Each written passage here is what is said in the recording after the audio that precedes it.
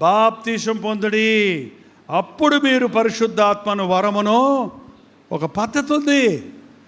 మీరు మారు మనసు పొంది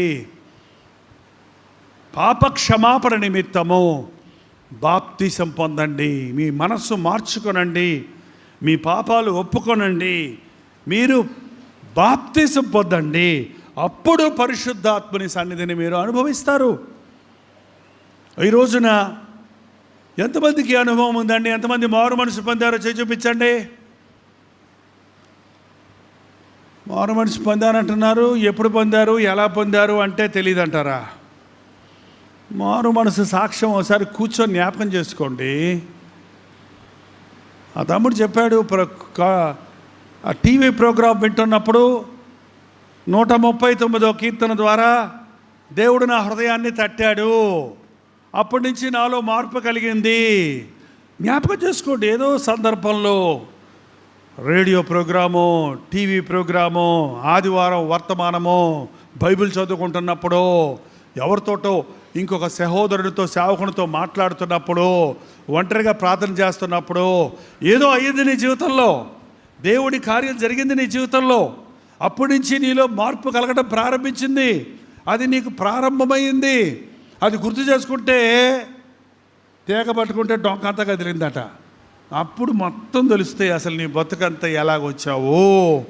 అవునవును, ఏమేమి జరిగినవి నా జీవితంలో, ఎలా నన్ను దేవుడు దీవించాడు, ఎలా జీవించేవాడిని ఇంతకుముందు, నేను ఇప్పుడు ఎలా జీవిస్తున్నాను అని జ్ఞాపకం చేసుకుంటాం.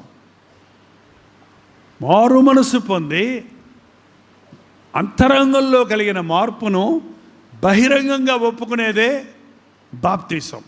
ఎంతమంది బాప్తీసం పొందారు చేసి చూపించండి.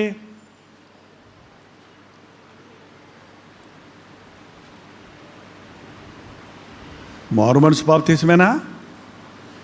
ఓకే. ఎంతమంది బాప్తీసం పొందలేదో చేసి చూపించండి. 2018వ సంవత్సరం అయిపోకముందే ఓ తీర్మానం చేసుకోండి. బాప్తీసం పొందటం వాయిదా వేయబాకండి. బాప్తీసం ఇచ్చేయండి, తీసుకుంటామనకండి. బాప్తీసం తీసుకోవడానికి ముందు ఏం చేయాలి? మారు మనసు పొందాలి. మీ పాపముల కొరకు పశ్చాత్తాపడాలి. మీ జీవితంలో పాపం మీద జయం రావాలి. మీ జీవితంలో విశ్వాసం కలగాలి. పరిశుద్ధాత్మ కార్యం మీలో జరిగినప్పుడు మీ పాపాల గురించి మీరు ఒప్పించబడతారు. కన్నీటితో, ఉపవాసముతో, విశ్వాసముతో నువ్వు ప్రార్థించిన మరుక్షణంలో నీ పాపములు మన పాపములను మనం ఒప్పుకొనిన ఎడల ఆయన నమ్మదగిన వాడు, నీతిమంతుడు కనుక రేపు మన పాపములను క్షమించనుందా? ఇప్పుడు ఒప్పుకుంటే ఇప్పుడే ఎన్నిసార్లు ప్రభు బల్ల దగ్గరకు వస్తున్నారు. మీ హృదయాన్ని శుద్ధి చేసుకుంటున్నారా? మనస్సాక్షిని సరి చేసుకుంటున్నారా? దేవుడు నేరుగా మాట్లాడినా సరే ఒక ప్రొసీజర్ ఉంది ఒక విశ్వాసిగా మారడానికి. నీ పాపాలను ఒప్పుకోవాలి,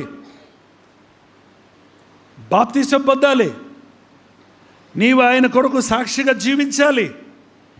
ఎప్పుడైతే పౌలుకి ఆ మాట చెప్పబడిందో, సౌలుకి ఏం చేశాడో చూడండి. సౌలు